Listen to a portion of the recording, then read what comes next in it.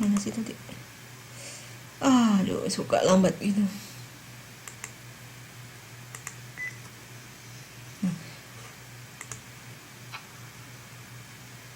Rata-rata tertimbang. Rata-rata berbobot sama dengan rata-rata tertimbang ya istilahnya. Nah, untuk rata-rata berbobot, waktu beli juga sama angkanya, nggak ada masalah. Nah, pas pakai jadi beda. Jadi yang dipakai adalah berapa kira-kira? Untuk tanggal 15 Juni. Yang mana kira-kira dari angka ini? 15 Juni ya. Yang 6.000 itu Ibu, 6.125. Oke, 6.125. Ya. Ya, gitu caranya. Ada lagi yang mau ditanya?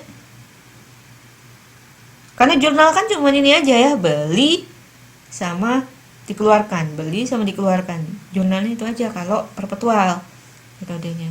Tapi kalau periodik lain ya jurnalnya.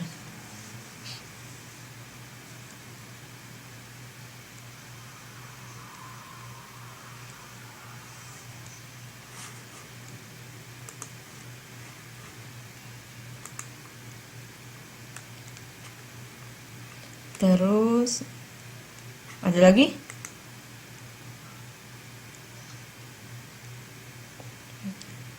Iya, nanti di-upload.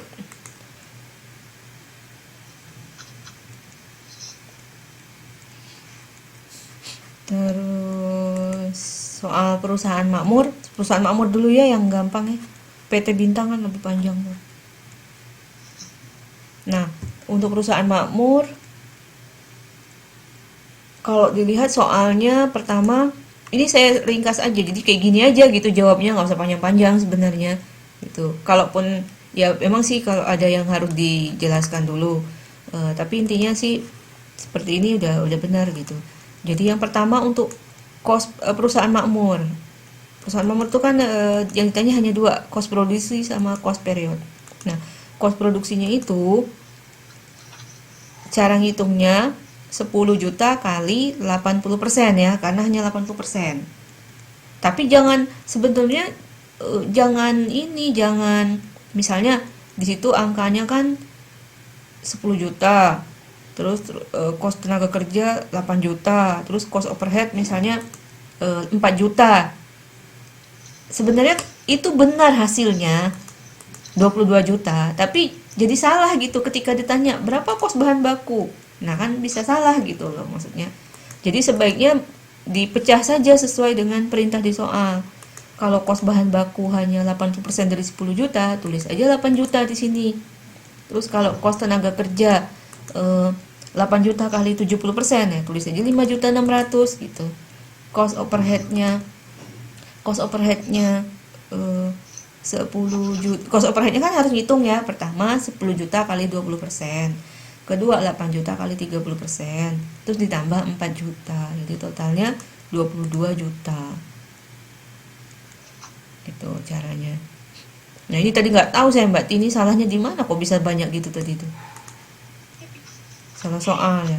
Nah, kemarin tuh yang Mbak Nurul ya yang sudah jawab juga ke saya itu, saya sih kemarin benar gitu, saya benarkan dulu. Tapi sebenarnya saya mau ngasih tahu, udahlah nanti aja di kelas aja gitu. Maksudnya karena salahnya itu tadi, kos tenaga kerja masih pakai yang ini apa namanya? Yang 8 juta gitu. Ya hasil hasil akhirnya benar, 22 juta, memang nggak masalah. Ya Kak, saya benar hasil akhir sebenarnya, tapi caranya itu masih belum pas gitu. Maksudnya itu sih. Nah, kemudian cost period nggak ada masalah ya, karena cost period kan nggak harus ngitung banyak ya, cuma tinggal biaya penjualan ditambah biaya administrasi dan umum, total 9.500.000 gitu. Nah, terus cost prima, PT Bintang, saya lanjutkan PT Bintang. PT Bintang itu pertanyaannya kan ada cost prima, cost konversi, cost produksi, cost period, terus laba rugi. Nah, untuk cost prima itu rumusnya bahan baku ditambah tenaga kerja langsung ya. Nah, bahan bakunya 375.000 kali 0,8, berarti 350.000 juta. Kemudian kos tenaga kerjanya 400 juta dikali 0,65, jadi 260, total 560 juta.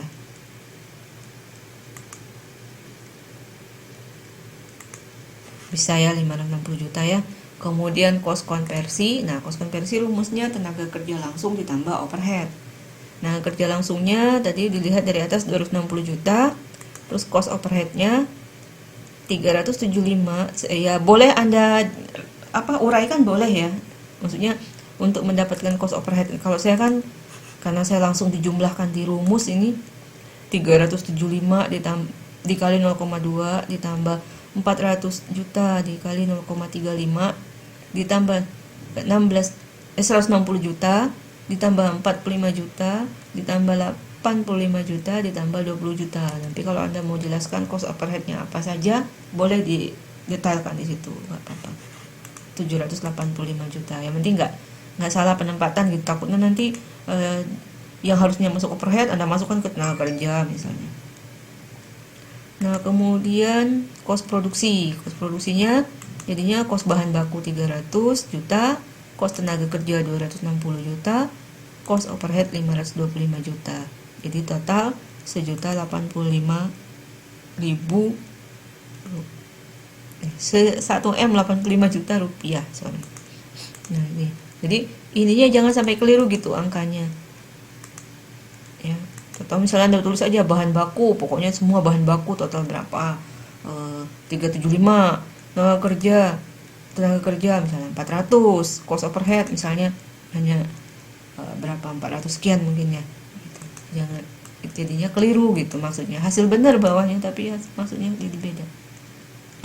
Kemudian cost period, biaya penjualan dan biaya administrasi dan umum 125 juta dan 80 juta. Jadi 205 juta. Nah, kemudian untuk penjualan pertanyaan yang berikutnya kan laba kotor dan laba bersih ya. Nah, sebenarnya kan urunannya seperti ini, cuman nggak ada persediaan awal ya. Persediaan awalnya 0. Penjualannya 1,5 M, dapat dari 75 kali 20.000. 75.000 kali 25.000, 1,5 M. Kemudian sediaan awalnya 0. Kos produksinya kita ambil dari atas 1.085. Terus kok 1M 85.000. Terus kok total kos masuk proses total jadinya 0 ditambah 1085 dikurang sediaan akhirnya pengurang ya. Jadinya kos barang terjual sama dengan 1085. Nah, jadi laba kotor sama dengan 1,5 M dikurang 1085 sama dengan 415 juta. Terus dikurang cost period sama dengan laba bersih 210 juta. Ya, jadi ini cara cepatnya ya. Nanti saya upload atau saya kirim ke grup ke ketua kelas nanti biar Mbak Tini kasih ke teman-teman ya. Oke, itu saja dari saya untuk penjelasan latihan. Ya, kalau misalnya masih mau ngerjakan sendiri boleh ya, karena nggak dikumpul jadi ya sebenarnya sih tetap ya untuk belajar. Saya kemarin ngasih untuk belajar saja ini. Nanti saya kasih soal. Nah, kemudian sekarang silakan dipresentasikan, Mbak.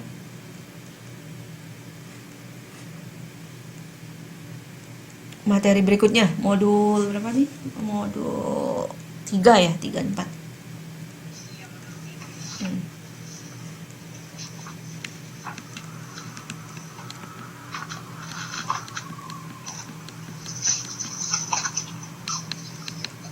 Dimulai, Bu. Ya, silakan dimulai. Assalamualaikum warahmatullahi wabarakatuh. Nama saya Satini, saya dari kelompok 2, ada Rijrianti sama saya sendiri Satini. Langsung saja saya akan bahas materi modul 3 yaitu tentang overhead. Next.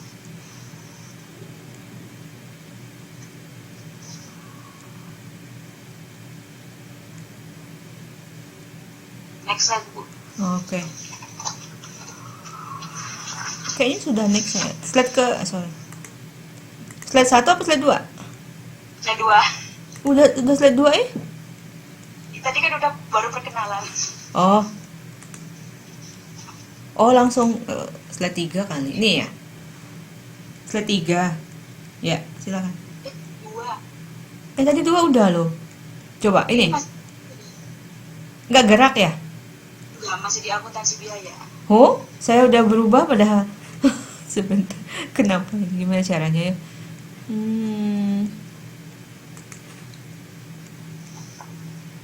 Nah, kalau pakai ini? Enggak kelihatan, hitam. Waduh. Bentar ya. Itu nggak kelihatan, benar? Iya, enggak kelihatan. Oh, sebentar ya. Gimana ya caranya? Kenapa sih PowerPoint-nya nggak bisa tampil nih? Nah, kalau sekarang slide berapa yang muncul? Belum ada yang muncul. Oh. Bentar ya, apa sih lagi yang salah?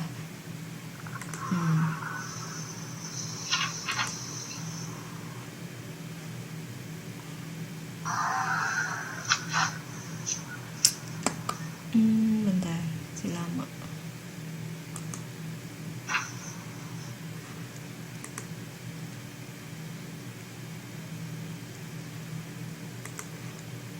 Nah, sekarang muncul. Enggak ada.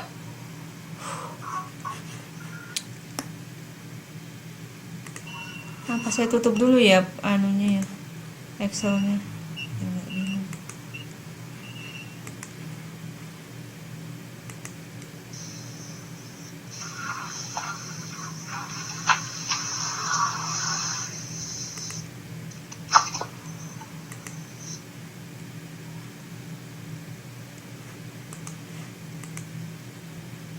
Dah, sekarang? Enggak muncul sama sekali PPT-nya. Aduh. Belum juga ya. Itu masih memuat. Udah kayaknya sekarang. Cuman lagi lama aja. Kasih tahu kalau udah ya.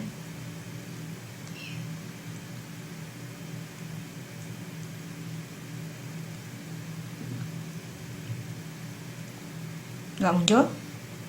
Separoh. Kok separuh?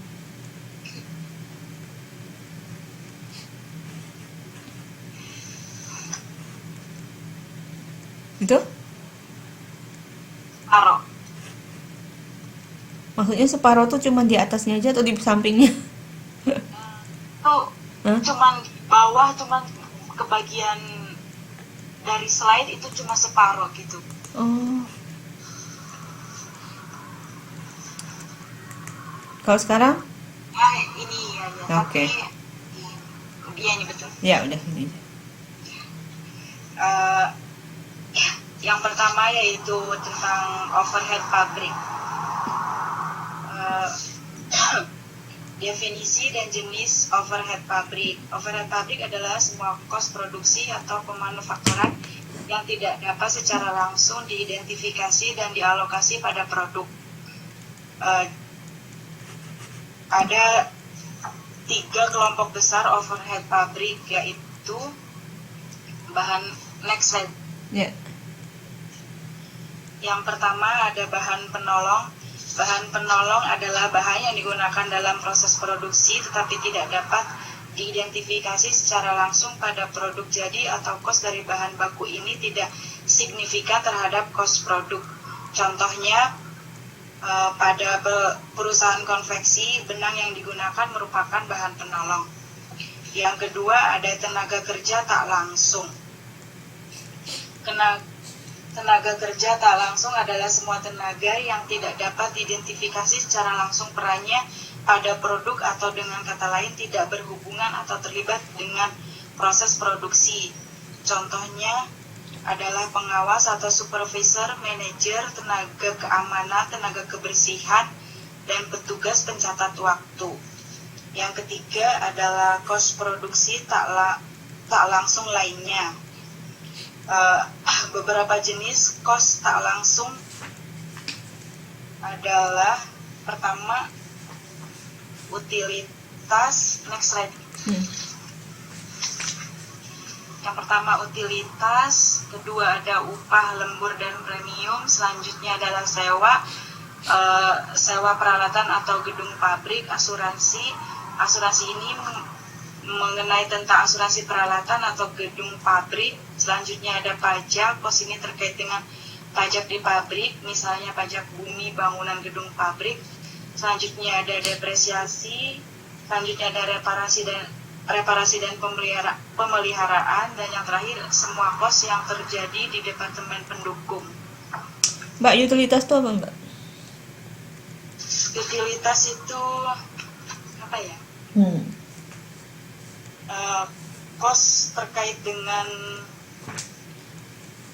Ya, contohnya biaya listrik, Mbak.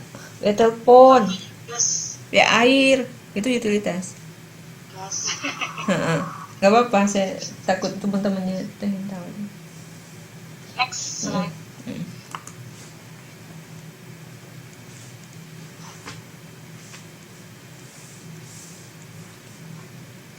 Bisa? Udah. Ya.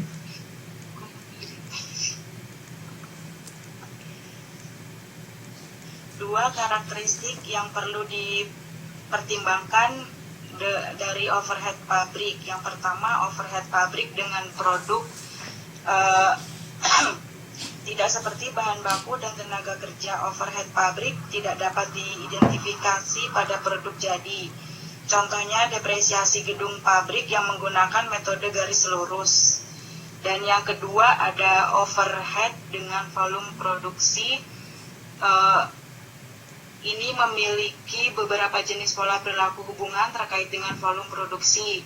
Yang pertama ada tetap, yaitu besarnya tidak terkait dengan volume produksi.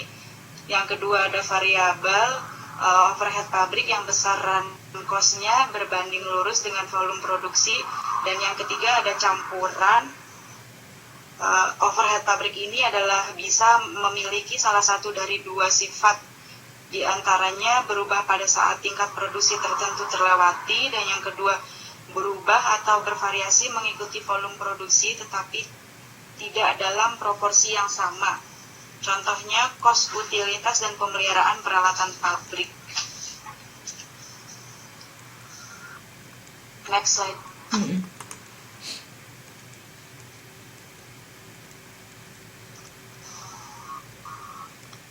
Selanjutnya ada beberapa metode yang dapat digunakan untuk memisahkan unsur tetap dan variabel dari cost overhead pabrik campuran, yaitu yang pertama metode observasi. Metode observasi mengandalkan kemampuan pengamat untuk mendeteksi pola perilaku cost dengan cara mereview data cost dan volume masa lalu. Kelebihan metode ini adalah pada kemudahannya, tetapi kelemahan utama adalah rendahnya akurasi ketepatan pemisah kos sebagai bersifat tetap maupun variabel. Yang kedua ada pendekatan perekayasaan industrial. Dengan pendekatan perekayasaan industrial, fokus adalah pada kos apa saja yang akan terjadi untuk menghasilkan produk jadi dengan kondisi fasilitas perusahaan digunakan secara efisien. Selanjutnya ada analisis akun. Menggunakan metode analisis akun, akuntan memeriksa dan mengklasifikasi setiap akun kos sebagai kos yang bersifat tetap, variabel atau campuran. Kelemahan dari metode ini adalah adanya kemungkinan manajer mengasumsikan perilaku kos tanpa melakukan analisis lebih lanjut. Selanjutnya ada diagram Serac. Metode ini merupakan metode analisis yang sederhana dengan hanya menggunakan dua variabel saja seperti variabel cost dan jam mesin saja.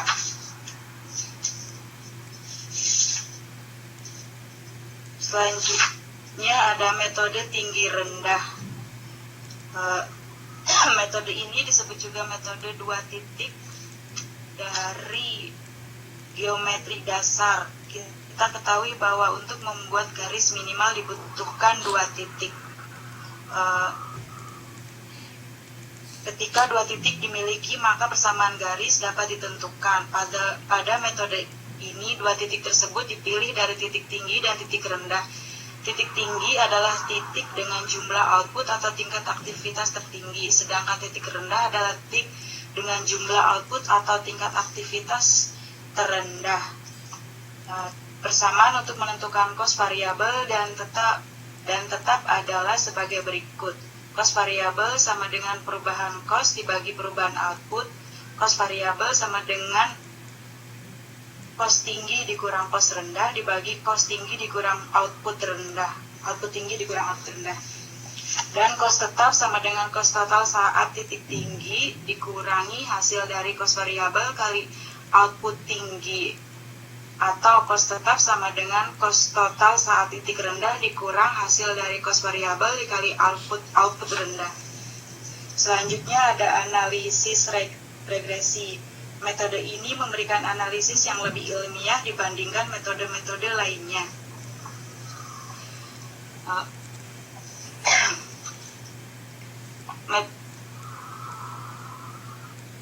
Metode ini juga sering disebut sebagai metode kuadrat terkecil.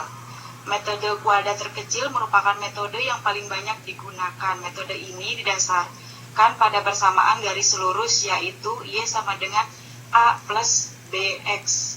Dalam hal ini, Y mempresentasikan cost, A mempresentasikan cost tetap, B merepresentasi cost variabel berbasis aktivitas yang digunakan, dan X merepresentasi volume. Next slide.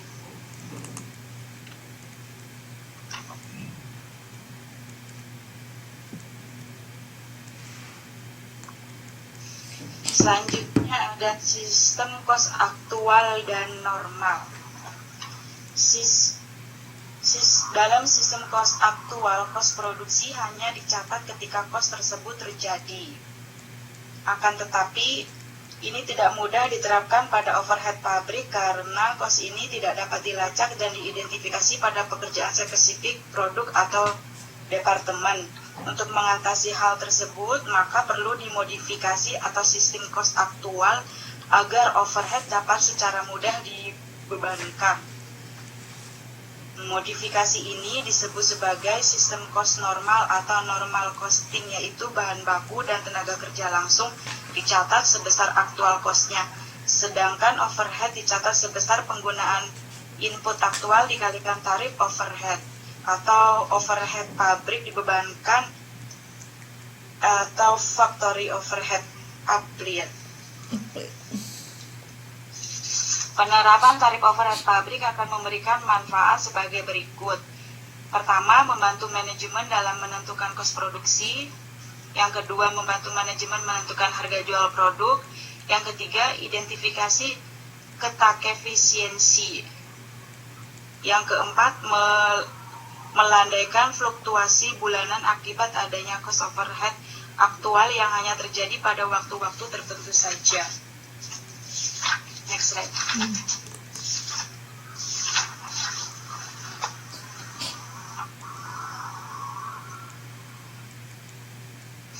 Selanjutnya yaitu penentuan tarif overhead departemen tunggal.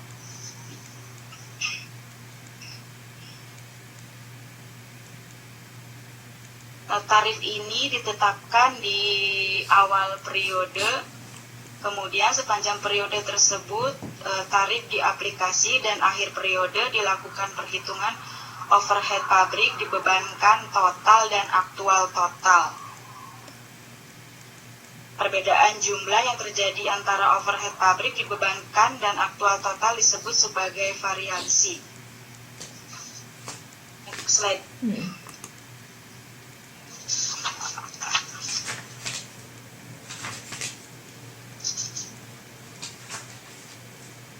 Ada 8 langkah yang harus diikuti untuk penentuan tarif overhead pabrik. Yang pertama, tentukan tingkat aktivitas estimasian. Yang kedua, tentukan anggaran overhead pabrik berdasarkan tingkat aktivitas estimasian. Yang ketiga, ada tentukan basis aktivitas yang tepat. Dan keempat, hitung tarif overhead pabrik dibebankan. Yang kelima, peroleh input aktual yang digunakan. Yang keenam, aplikasi tarif overhead dibebankan. Yang ketujuh, hitung variansi antara overhead pabrik dibebankan dengan aktual, dan yang terakhir ada disposisi variansi yang terjadi. Selanjutnya, next slide.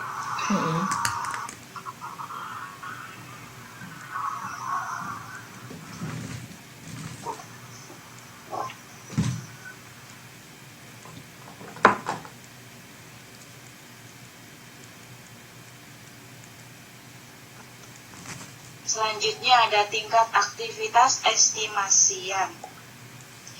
Berikut ini merupakan beberapa estimasi tingkat aktivitas yang dapat digunakan. Pertama, kapasitas teoritis atau ideal adalah maksimum jumlah output atau produk yang dapat diproduksi oleh suatu departemen atau pabrik. Asumsi yang digunakan pada kapasitas teoritis ini adalah pertama, produksi dilakukan dengan kecepatan dan kemampuan penuh. Yang kedua, tidak pernah terjadi kekurangan pesanan penjualan. Yang ketiga, tidak pernah terjadi interupsi dalam produksi akibat perawatan mesin, pergantian pekerja, kesalahan, perubahan model produk, waktu setup mesin, dan libur. Dan yang terakhir, pabrik beroperasi selama 24 jam sehari dan 7 hari seminggu. Yang kedua, kapasitas praktikal atau realistik adalah tingkat produksi maksimum yang dapat dicapai dengan asumsi sebagai berikut. Pertama, mempertimbangkan adanya interupsi dalam produksi. Yang kedua, tidak ada kekurangan pesanan penjualan. Dan yang ketiga, kapasitas normal atau jangka panjang adalah kapasitas produksi yang didasarkan pada kapasitas produktif praktikal ditambah adanya penyesuaian permintaan atas produk yang dihasilkan. Yang keempat, kapasitas aktual, ekspektasian atau jangka pendek. Tingkat aktivitas aktual diekspektasikan umumnya berfluktuasi antar periodenya karena adanya perbedaan estimasi jumlah produk yang akan diproduksi. Yang kelima, ada kapasitas menganggur dan berlebih. Kapasitas menganggur dihasilkan dari adanya kekurangan temporer penjualan. Sebaliknya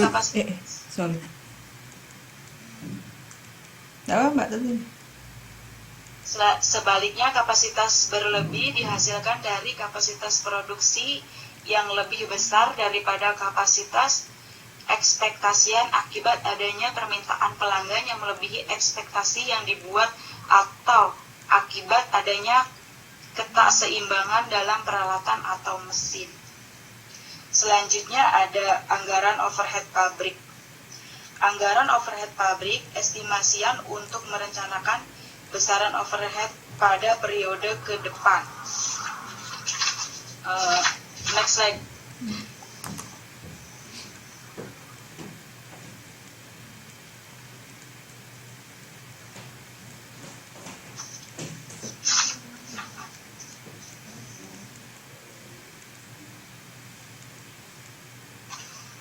Selanjutnya ada basis penentuan tarif overhead pabrik. Rumusnya adalah tarif overhead pabrik sama dengan overhead pabrik teranggarkan dibagi basis tingkat aktivitas estimasian.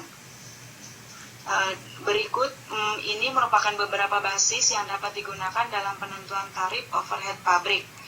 Yang pertama, unit produksi atau output fisik. Formula yang dapat digunakan untuk menghitung tarif overhead dari unit produksi ini adalah tarif overhead pabrik per unit produksi sama dengan overhead pabrik teranggarkan dibagi unit diproduksi estimasian. Yang kedua, kos bahan baku. Rumus yang digunakan adalah presentasi dari kos bahan baku sama dengan overhead pabrik teranggarkan dibagi kos bahan baku estimasian dikali 100. Dan yang ketiga, kos tenaga kerja langsung. Rumus yang digunakan adalah persentase dari kos tenaga kerja langsung sama dengan kos overhead pabrik teranggarkan dibagi kos tenaga kerja langsung estimasian dikali 100. Dan yang keempat, jam kerja langsung. Rumusnya adalah tarif overhead per jam kerja langsung sama dengan cost overhead pabrik teranggarkan dibagi jam kerja langsung estimasian. Dan yang kelima ada jam mesin. Basis ini menggunakan jam mesin yang dibutuhkan untuk melaksanakan pekerjaan yang sama. Rumusnya adalah tarif overhead pabrik per Stop gelap. jam mesin Gimana? itu hilang, Bu. Hilang. Saya Aduh. Parah Tapi bener ya. lanjut. Bentar, sebentar. Saya mau back aja nggak bisa. Bentar ya.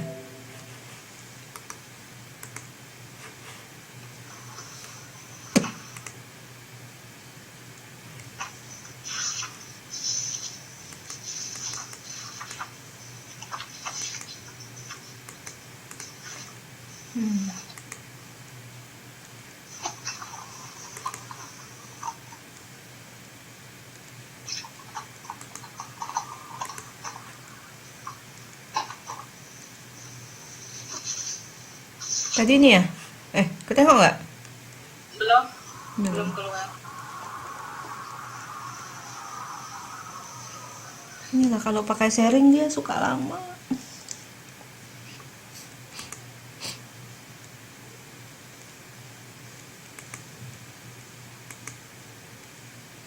All window are minimized. Nggak masuk ya. Udah ada belum, Mbak? Itu jendela penyaji diminimalkan. Tadi keluar. Oh, keluar aja. Iya, ini. Selanjutnya adalah jam mesin. Jam mesin yang dibutuhkan untuk melaksanakan pekerjaan yang sama. Rumusnya adalah tarif overhead pabrik per jam mesin sama dengan cost overhead pabrik teranggarkan dibagi jam mesin estimasian. Dan yang terakhir ada transaksi. Pendekatan transaksi ini dapat juga diaplikasi pada aktivitas-aktivitas seperti penjadwalan atau scheduling, inspeksi, pemindahan bahan, serta perubahan dalam produk dan pemrosesan. Next slide. Enggak, Bu, di situ. Hah? Enggak next. Oh, nggak naik. Gimana cara baliknya? Ada cost Yes. dan jurnal overhead Oh, iya. pabrik dibebankan. Overhead pabrik dibebankan merupakan akun yang digunakan untuk mengakumulasi overhead sebesar tarif yang telah ditetapkan sebelumnya dikalikan dengan input yang digunakan. Next slide. Itu rumusnya ya.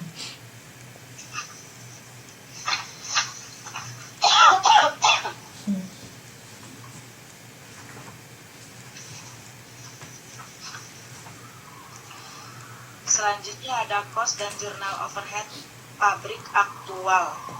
Overhead pabrik aktual diakumulasi pada akun kontrol, yaitu akun overhead pabrik kendali.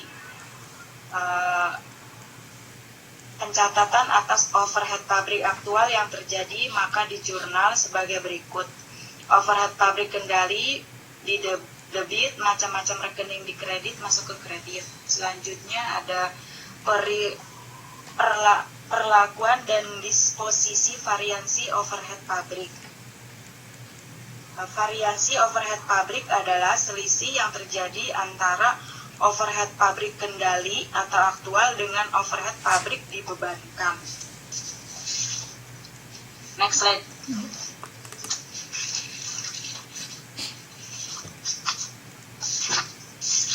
Selanjutnya yaitu modul 4. Next slide, Bu.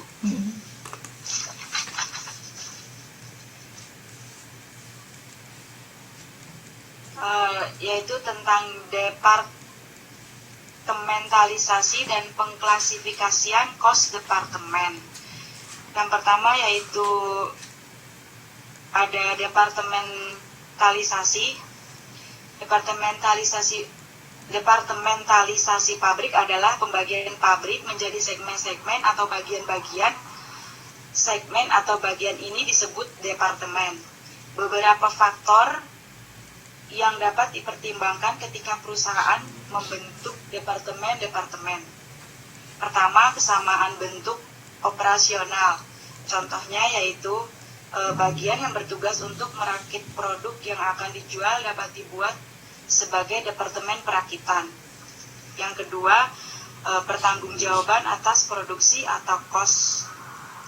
Departemen juga dapat dibentuk berdasarkan pertanggungjawaban atas produksi atau kos produksi tertentu. Yang ketiga, lokasi operasi pada aliran proses produksi. Contohnya, pada sebuah perusahaan furniture, produk jadi dibuat 3 proses, yaitu pemotongan, perakitan, dan penyelesaian. Setiap segmen dapat dalam aliran proses produksi ini kemudian ditentukan sebagai sebuah departemen, sehingga dapat 3 departemen, yaitu departemen pemotongan, perakitan, dan penyelesaian. Yang keempat, ada jumlah pusat kos. Departemen juga dapat dibentuk berdasarkan jumlah pusat kos yang ada di perusahaan.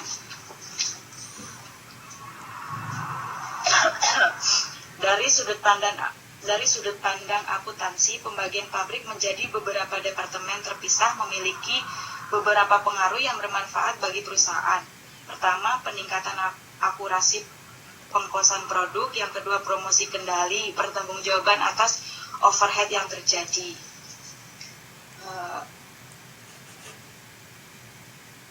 Next slide.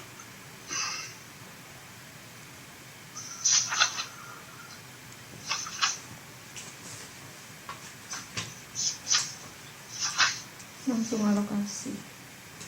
Selanjutnya ada departemen produksi dan pendukung. Departemen produksi adalah departemen yang bertanggung jawab secara langsung untuk memproduksi produk dengan cara mengubah bahan baku menjadi produk setengah jadi atau produk setengah jadi menjadi produk jadi. Contohnya pada perusahaan pembuatan sarung tangan kulit, maka departemen produksi ini adalah departemen pemotongan, penjahitan, dan penyelesaian. Sedangkan departemen pendukung adalah departemen yang memberi dukungan atau layanan pada departemen produksi dan departemen pendukung lainnya. Contohnya pada perusahaan pembuatan sarung tangan kulit tadi, maka departemen pendukungnya adalah departemen perawatan, listrik, dan personalia. Selanjutnya ada cost overhead pabrik departemental. Cost overhead ini yang tidak dapat dilacak secara langsung pada produk atau pekerjaan tertentu, tetapi dapat dilacak pada departemen tempat terjadinya cost, disebut sebagai cost departemen langsung.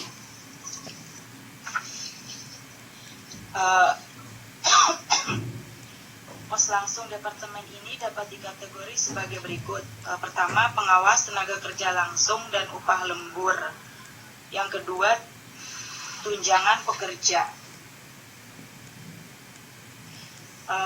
Contoh dari cost departemen tak langsung adalah listrik, sewa gedung pabrik, depresiasi gedung pabrik, dan pajak bumi bangunan gedung pabrik. Next slide, Bu. Kayaknya belum deh. Belum ya? Makanya sebentar.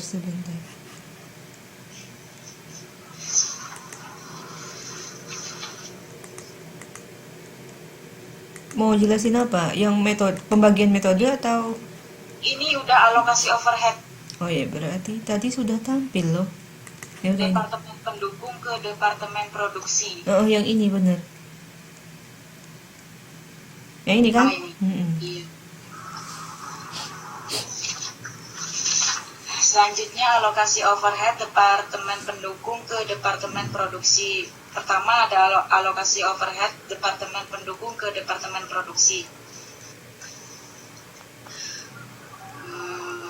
Sebagaimana telah dibahas sebelumnya, departemen pendukung tidak memiliki kaitan langsung dengan produksi, aktivitas, atau produk. Hal yang memiliki kaitan langsung adalah departemen produksi, sehingga agar cost overhead pabrik departemen pendukung dapat dibebankan ke produksi terlebih dahulu harus melalui alokasi ke departemen pendukung. metode ini ada 2 tahap, yaitu tahap pembebanan atau alokasi overhead departemen pendukung ke departemen produksi dan tahap membebankan overhead pabrik departemen produksi ke produk atau jasa yang dihasilkan.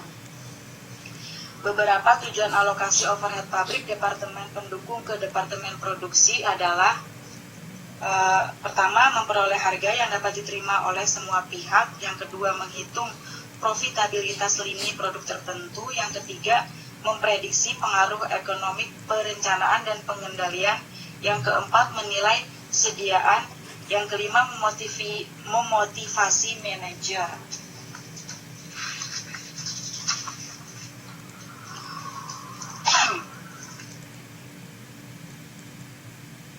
Alokasi departemen pendukung ke departemen produksi harus dilakukan pada awal periode dengan menggunakan overhead pabrik teranggarkan departemen pendukung.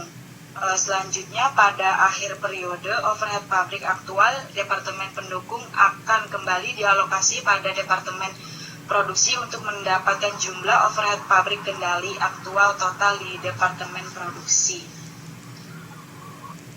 Selanjutnya, ada 3 metode yang dapat digunakan untuk mengalokasi overhead departemen pendukung ke departemen produksi. Pertama, yaitu metode langsung. Metode ini baik departemen produksi maupun pendukung dalam kondisi terdapat saling dukung antara departemen pendukung. Contohnya pada gambar halaman 4.15, di situ ada metode langsung antara departemen pendukung X dan Y. Dua-duanya saling mendukung ke departemen produksi. Selanjutnya ada metode bertahap.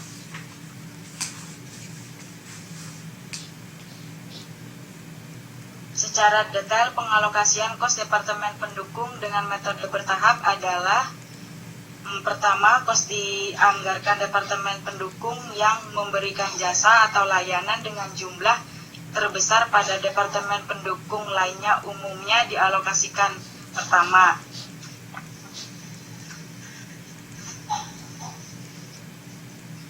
Yang kedua, kos dianggarkan departemen pendukung yang memberikan layanan terbesar berikutnya pada departemen pendukung dialokasi kemudian. Dan yang ketiga, departemen pendukung yang telah mengalokasi kosnya tidak akan mendapat alokasi dari departemen pendukung lainnya. Dan yang terakhir, ada urutan ini akan dilakukan secara kontinu tahap per tahap sampai semua kos departemen pendukung telah dialokasi ke departemen produksi.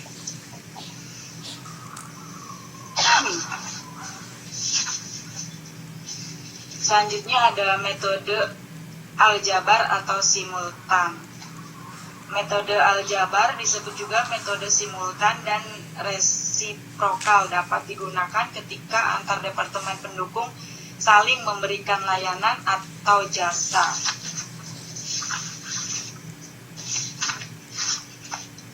Ada 3 hal yang perlu dipertimbangkan oleh akuntan cost manager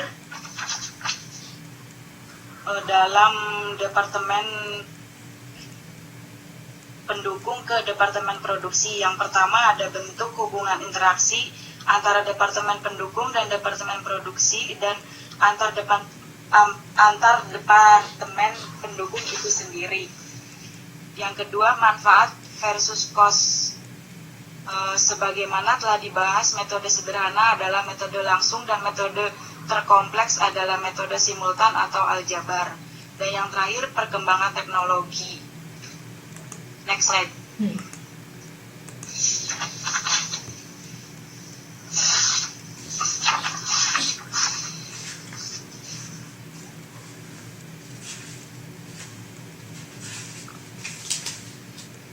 Selanjutnya ada pengalokasian kos departemen pendukung aktual ke departemen produksi. Tarif overhead pabrik dihitung pada awal periode, sehingga perhitungan alokasi kos tak langsung atau overhead teranggarkan departemen pendukung ke departemen produksi dilakukan juga pada awal periode.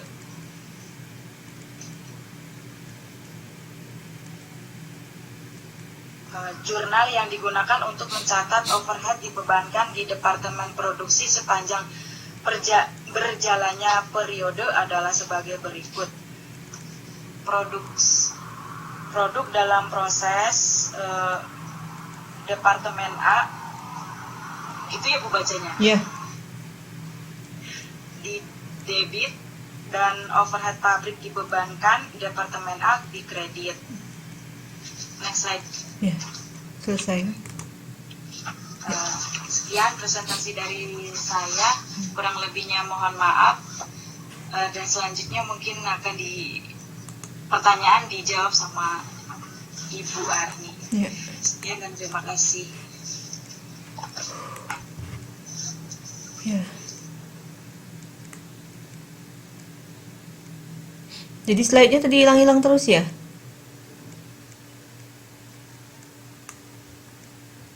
Mbak Eni. Jam berapa tadi slide-nya hilangnya? Gak apa-apa, baca sambil baca ini aja ya, sambil baca modulnya aja. Susah ya kayak gini, aduh. Harus ngomong nih ke bapelnya. Kenapa nggak bisa di ini? Penasaran. Terus ini saya absen dulu ya. Yang tadi udah masuk semua belum? Takutnya tadi saya kalau pakai share itu saya nggak bisa ngelihat siapa saja yang masuk gitu. Saya absen dulu deh.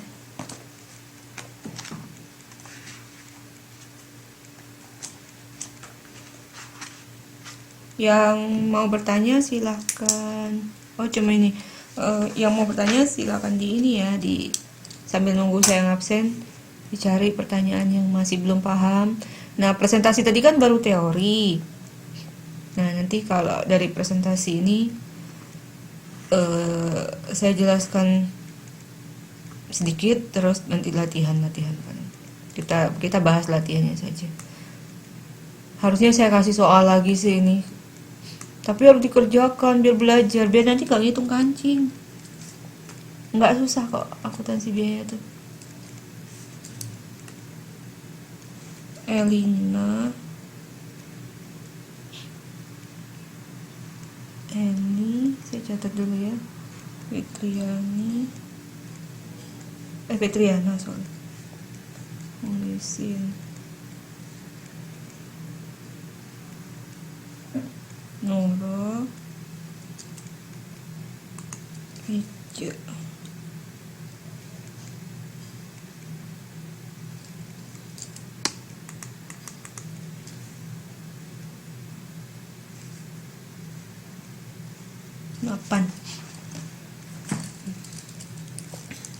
Oke. Nah, karena akuntansi biaya itu hitungan ya, jadi ya memang hitungan yang harus belajar ngitung ya. Cuman ya logikanya juga kuat sih di sini ya, di akuntansi biaya itu. Kira-kira apa? Rohmawati, udah kok Mbak, udah saya catat. Ada namanya.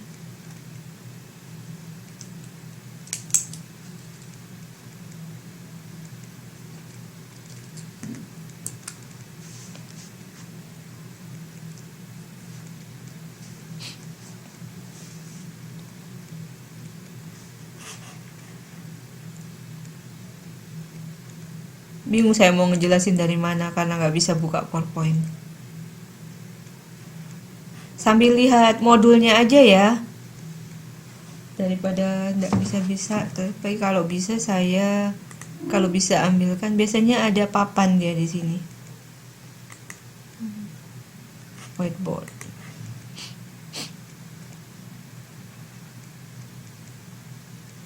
Nah ini ada papannya tampil malahan. PowerPoint malah nggak tampil.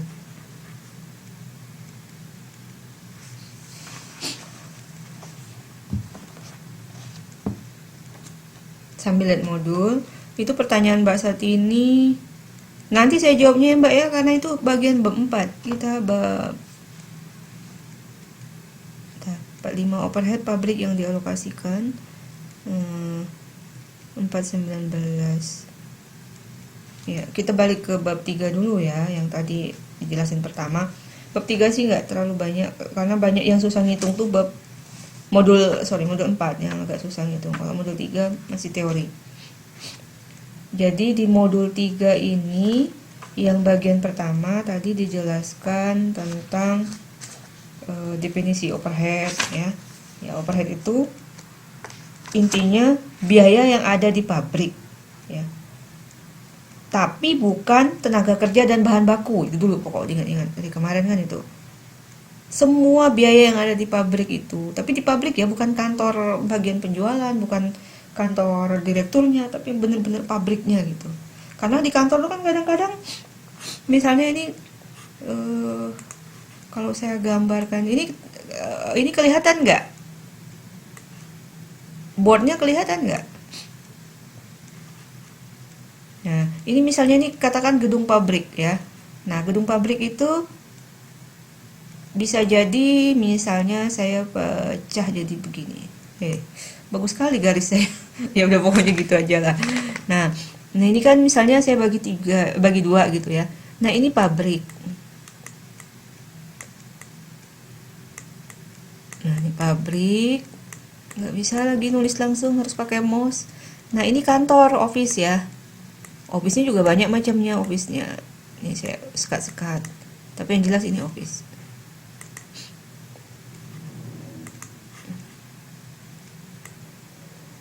Office ya. Nah, di pabrik ini saya kasih warna apa lagi. Di pabrik ini juga banyak bagiannya. Jadi pabrik itu biasanya ada yang benar-benar bagian produksinya. Ya, di pabrik ini ada yang produksi, ada yang supporting istilahnya. Di pabrik masih sama yang kuning ini pabrik. Tapi ada yang di pabrik itu ada yang supporting, ada yang produksi. Supporting itu pendukung ya. Pendukung untuk produksi maksudnya. Tapi dia pabrik. Kan supporting itu ada juga yang di kantor, nah, ada yang di pabrik gitu. Nah, ini produksi. Ini secara umumnya dulu dari bab modul berapa tadi kita? Modul 3 dan 4 sebenarnya ini secara umum. Nah, jadi office, pabrik. Nah, pabriknya ada produksi dan supporting. Di produksi itu ada misalnya anggaplah 2 departemen misalnya. A dan B. Nah, bagian departemen A misalnya kalau pabriknya tekstil, kita kasih contohnya tekstil dulu ya. Tekstil tuh dia menghasilkan apa kalau tekstil?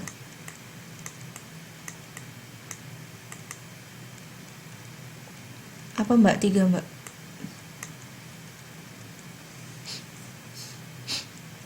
Ya, tekstil tuh kain ya.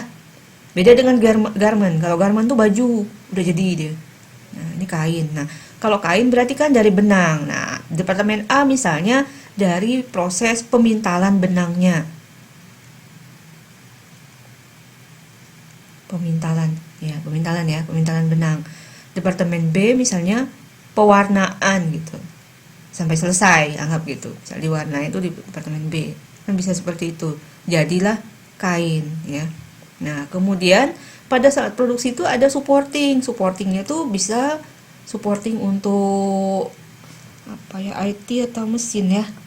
Namanya apa? Teknisi lah gitu ya. Supporting tuh bisa macam-macam ya. Anggaplah misalnya 3 departemen supporting. Nah, ada teknisi, terus ada gudang ya.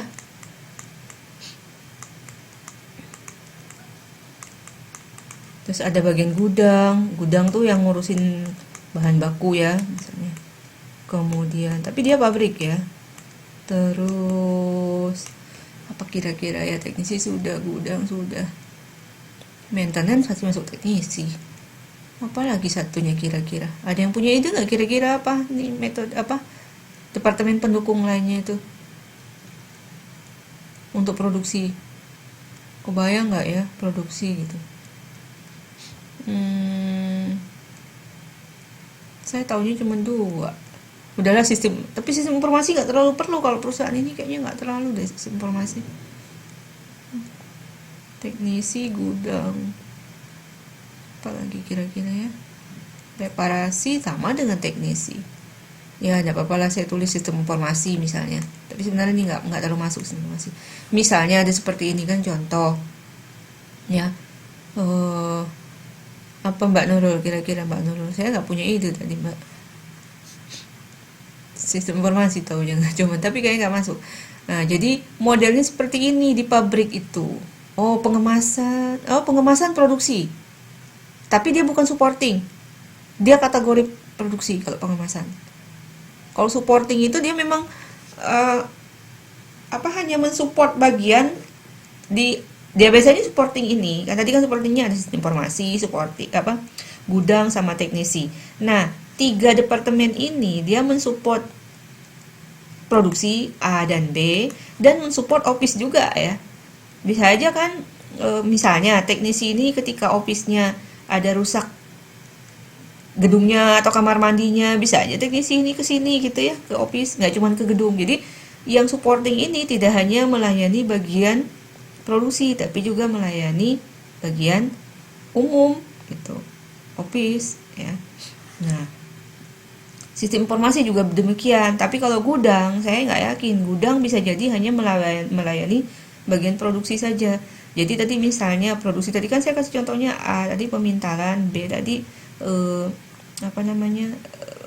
pewarnaan, terus pengemasan bisa masuk di C kalau misalnya mau ditambah, atau kadang-kadang di B itu langsung pengemasan juga bisa ya. Biasanya sih tambah lagi departemen baru, jadi banyak sih departemennya jadinya ya. Kalau contoh di buku kan memang cuma 2 atau 3 departemen, karena kita kan ngitungnya manual. Kalau kita ngitungnya manual, mau departemennya banyak itu setengah mati nanti ya, susah alokasi biayanya. Kalau pakai komputer sih gampang, tapi kalau pakai sistem itu pun sudah harus buat aplikasinya jadinya. Tapi kalau kita ngitungnya manual ya departemen 2, 3 itu udah kebanyakan kalau menurut saya, itu susah. Apalagi rumusnya pakai rumus yang aljabar itu susah banget tuh kalau banyak departemen. Nah ya, jadi nanti departemen ini kenapa saya pakai gambar? Di sini kan ada gambar ini gambar gedung sebenarnya yang saya buat di sini. Ya. Jadi ini di gambar gedung. Nah, gambar gedung ini kenapa harus digambar? Kita tahu ini untuk ngitung depresiasi sebetulnya. Depresiasi gedung, misalnya katakan gedung ini 1000 meter persegi. Nah, 1000 meter persegi itu berapa meter persegi yang dipakai untuk pabrik? Anggaplah pabrik misalnya 80% ya, berarti 800 meter persegi pabrik. Nah, nanti ketika ngitung depresiasinya, walaupun beli gedung beli gedung misalnya anggaplah 100 M beli gedungnya. Terus depresiasinya 10 tahun. 100 dibagi 10 itu 100 bagi 10 ya. Berarti kan anggaplah setahun 10 M depresiasinya. Nah, yang dihitung untuk pabrik hanya 80%-nya. Jadi 800 per 1000 kan 80% kali 10 M tadi. Itu hitung depresiasinya. Nah, kita jadi harus paham yang itu mana yang benar-benar pabriknya gitu loh. Ya, karena dia dipakai di pabrik. Contoh depresiasi. Terus contoh lagi selain depresiasi listrik di pabrik ya. Pokoknya ingat, office tuh nggak dihitung ketika kita ngitung biaya produksi. Office tuh masuk periodic cost periode ya. Makanya ada biaya administrasi dan umum. Nah, itu masuk di cost periode. Tapi yang kita pelajari di akuntansi biaya ini adalah hanya cost pabrik gitu. Jadi tadi udah satu contoh ngitung depresiasi. Kedua, nanti ngitung di pabrik ini ada biaya listrik hanya kita harus bisa menghitung listrik pabrik. Nah, kalau kita nggak tahu ya pakai alokasi itu ya, anggaplah listrik pabriknya ngikut ke, kalau saya sih ngikut ke luas lantai tadi kan kita bilang 80% kan, 800 dari 1000 kan. Nah, 800 dari 1000 kan 80%. Jadi listrik pun kita bisa pakai. Misalnya biaya listriknya 1 juta sebulan ya, tapi nggak mungkin 1 juta ya, bisa 10 juta lah sebulan misalnya pabrik ini ya, 10 juta sebulan ya berapa persennya gitu. Nah, tapi logikanya kalau banyak mesin nggak mungkin 80%. Tapi kalau pakai ngeliat luas lantai ya bisa 80% gitu. Biaya air, semuanya pakai alokasi akhirnya sekian persen untuk pabrik gitu. Sehingga terhitung jumlah biayanya. Nah, kenapa saya jelaskan gini? Karena kan contoh soal yang saya kasih minggu lalu untuk ngitungnya kan ada persentase-persentase kan ya. Nah, di situ sebenarnya nyambungnya sama contoh ini, penjelasan ini. Nah, kemudian biaya-biayanya tadi ya utilitas, itulah tadi kan listrik, air, telepon itu utilitas. Kemudian biaya depresiasi. Nah, saya mau nunjukin lagi biaya security misalnya atau supervisor lah. Security agak sulit. Supervisor itu kan yang ngawasin produksi. Nah, supervisor itu kenapa dimasukkan ke overhead? Karena tidak bisa ditentukan apakah supervisor ini ngurusin di departemen A atau departemen B atau barang yang mana gitu, karena kan dia pasti ngurusin semua. Kalaupun supervisor departemen A, dia tetap tidak bisa ditelusur produk apa di departemen itu yang jadi, karena kan di departemen A itu kan ada produk jadinya, di departemen B juga ada produk jadinya, meskipun baru setengah jadi, tapi barang jadi di departemen A namanya, kemudian barang jadi di departemen B namanya. Ini seperti itu konsep dari produksi ya. Nah, kemudian jadi yang kita hitung di bagian materi modul 3 dan 4 ini adalah overhead. Nah, di bagian halaman 3.5 ya, 3.5 sampai terakhir itu kan tentang penjelasan perilaku biaya sih nggak saya, perilaku biaya. Jadi ada biaya tetap, biaya variabel, biaya campuran, terus sampai cara menghitung kalau biayanya udah terkumpul, misalnya tidak bisa dipisahkan biaya tetap atau biaya variabel, akhirnya dihitung pakai rumus. Misalnya ada rumus di halaman, karena kosnya kan campuran ya, 311, kemudian 3 berapa, high low method ya, pokoknya 3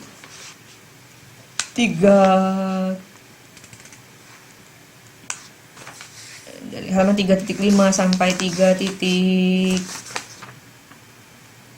sampai ya halaman 3.11 ya, itu cara menghitung. Kalau sulitnya kan gini, costnya itu digabung jadi satu, misalnya cost produksinya apa ya contohnya, cost produksinya misalnya ini karena costnya campuran, jadi untuk menentukan mana cost tetap, mana cost tidak tetapnya dihitung gitu menggunakan metode high low method. High low itu tinggi rendah, terus metode ada observasi, ada pendekatan perekayasaan, ada analisis akun, ada pakai diagram. Nah, terus ada yang di sini ada contoh yang dihitung tuh metode scatter graph sama metode harga tinggi rendah. Sebenarnya materi ini setahu saya di akuntansi manajemen nanti ada lagi yang ini 3.11 ini. Yang kemarin juga minggu lalu kita belajar menghitung reorder point, itu juga sebenarnya ada lagi nanti di akuntansi manajemen. Semester depan ya Anda belajar akuntansi manajemen. Tapi ternyata di sini juga ada ya. Ya, nanti tadinya saya mau skip yang ini, nggak usah terlalu dijelaskan gitu loh. Tapi karena ada di di soal kalian ya, di soal di tugas tes formatifnya takut juga nanti kalau keluar soalnya nggak bisa kan, repot. Ini tetap kita pelajari tadinya mau saya skip aja, tapi ya mungkin saya nggak terlalu dalam akhirnya materi yang itu gitu, karena memang bukan core-nya ini. Yang core ini sebenarnya bagaimana penghitungan departementalisasi ini sebetulnya ya. Nah, kemudian masuk ke kegiatan belajar 2-nya. Ini tadi kan secara umum ya. Nah, kegiatan belajar 2 itu penentuan tarif overhead. Nah, bagaimana sih ngitung tarif overhead? Nah, tadi kan dijelaskan Mbak Tini ada metodenya, istilahnya apa? Normal costing ya tadi ya. Kalau nggak salah di sebelum ini. Ya, intinya pendekatan normal costing itu karena kalau pakai aktual sulit ngitungnya gitu loh. Karena kan kayak listrik kan nggak sama ya listrik tiap bulannya. bulan ini 10 juta, bulan depan 11 juta, bulan depan lagi 13 juta misalnya, nggak sama. Jadi karena nggak sama itu kan sulit tuh hitung costnya. Kalau misalnya nunggu biaya listriknya ketahuan, nunggu tagihan dari PLN baru ketahuan, baru kita bisa menghitung cost. Nah kelamaan gitu. Kalau sulitnya itu kalau kita mau tender atau mau membuat ada yang pesan barang, nah kita nggak bisa menentukan harganya kalau kita pakai metode aktual karena terlalu lama harus menunggu data gitu. Sementara data itu baru muncul akhir bulan, kita nggak produksi nanti ya nggak, karena nggak tahu costnya. Nah akhirnya supaya cepat pakai metode namanya istilahnya overhead pabrik dibebankan tadi istilahnya. Jadi dibebankan tuh sama dianggarkan gitu. Jadi kita buat perkiraan bahwa cost departemen, misalnya departemen A dan B ya, cost departemen A berapa overhead pabriknya, cost departemen B berapa overhead pabriknya. Itu pakai perkiraan, dan itu basicnya pun dasarnya nggak bisa sama departemen A dan B. Nah contoh tadi saya kasih contohnya departemen A itu pemintalan. Nah di departemen pemintalan itu kira-kira apa saja misalnya yang banyak digunakan di situ peralatannya, atau misalnya pokoknya cost yang paling tinggi di situ apa untuk produksi, apakah bahan bakunya, apakah mesinnya, apakah tenaga kerjanya gitu. Makanya jadinya dipakai sebagai dasar untuk penentuan alokasi overhead namanya. Jadi alokasi overhead itu untuk menentukan pembebanan. Jadi hanya alokasi sih sebenarnya, belum harga sebetulnya gitu. Jadi contoh alokasi itu gimana ya saya jelasinnya? Ya nanti saya, ini kan kita sudah buat kotaknya seperti ini. Saya lanjut ke halaman ke berikutnya dulu. Ya sudah. Jadi misalnya nih untuk menentukan alokasi tadi ya, contoh departemen A tadi pemintalan itu ternyata yang banyak di situ adalah bahan baku misalnya.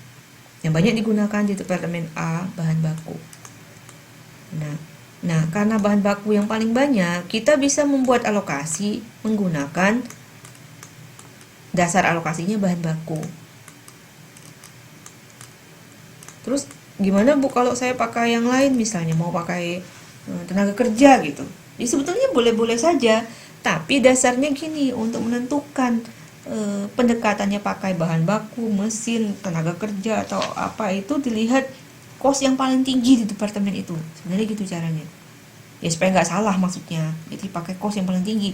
Kalau pakai cost yang kecil nanti keliru menentukannya, alokasinya. Karena sulit diukur. Itu pengalokasiannya itu dilihat di halaman 324 ya. Basis penentuan tarif overhead pabrik. Jadi pakai basis ini ditentukan overheadnya. Misalnya tadi saya udah bilang pakai bahan baku. Bahan baku rumusnya overhead pabrik teranggarkan dibagi cost bahan baku estimasian kali 100 itu rumusnya. Jadi contohnya overhead pabrik teranggarkan itu misalnya cost bahan baku di sini di departemen A misalnya 10 juta. Ini anggaran ya. Nah, terus bahan bakunya, cost bahan baku estimasian diperkirakan 10 juta. Namanya estimasian tuh anggaran sebetulnya. Nah, terus overhead pabrik teranggarkan juga anggaran juga sebenarnya gitu loh. Nah, cuman bedanya di sini kita pengen tahu sebenarnya berapa persen sih overhead pabrik yang digunakan gitu ya. Nah, rumusnya contoh di sini adalah overhead pabrik teranggarkan sebesar 395 juta. Diasumsikan cost bahan baku sebesar 197.500. Jadi yang bawah itu cost bahannya, yang atas adalah overheadnya. Jadi karena itu tadi kita pilih kira-kira overhead yang paling besar biayanya, bahan baku yang paling besar biayanya, makanya kita pakai bahan baku gitu. Tapi di sini juga bahan bakunya anggaran juga ya. Tapi pakai total overhead dibagi bahan baku. Akhirnya nanti persentasenya bisa 200%, bisa 150% gitu ya, persentase keluarnya. Itu cara menghitung. Dan itu hanya alokasi, jadi diperkirakan nanti